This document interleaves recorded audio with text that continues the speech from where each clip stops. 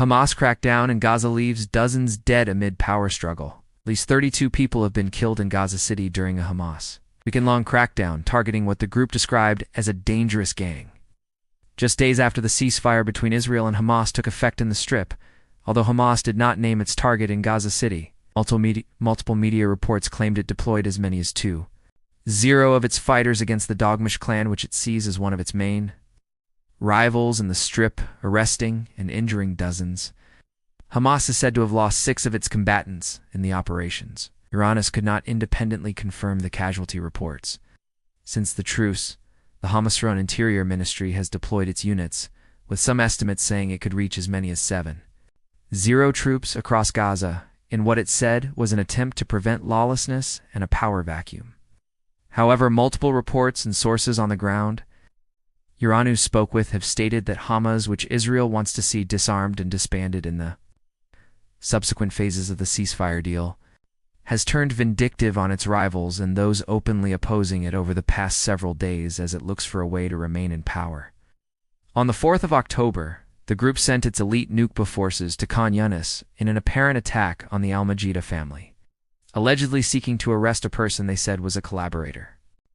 Other reports from the ground, which are difficult to verify, claim that the SAM or Arrow unit accused by Palestinians and international organizations in the past of targeting Hamas critics through extrajudicial killings and beatings was also deployed in the operation.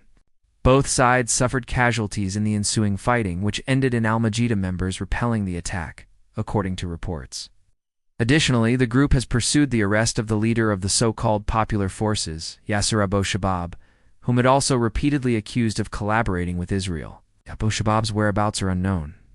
Raif, where Abu Shabab's Popular Forces are located, remains under Israeli military control, and Israel has provided weapons and equipment to the group. Uranus exclusively reported in July. Hamas has previously responded with direct assassinations against Popular Forces members, going on a show of force against potential rival organizations despite months of Israeli military strikes.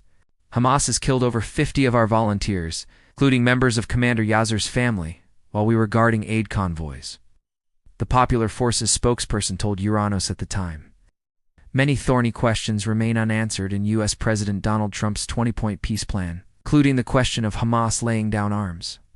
Hamas refuses to do that and wants to ensure Israel pulls its troops completely out of Gaza. So far, the Israeli military has withdrawn from much of Gaza City, the southern city of Khan Yunis, and other areas. The future governance of Gaza also remains unclear. Under the U.S. plan, an international body will govern the territory, overseeing Palestinian technocrats who will run day-to-day affairs. Hamas has said that Gaza's government should be worked out among Palestinians. Later on Monday, Trump will head to Egypt, where he and Egyptian President Abdel Fattah el-Sisi will host a summit with leaders from some 30 countries on the future of Gaza and the broader Middle East.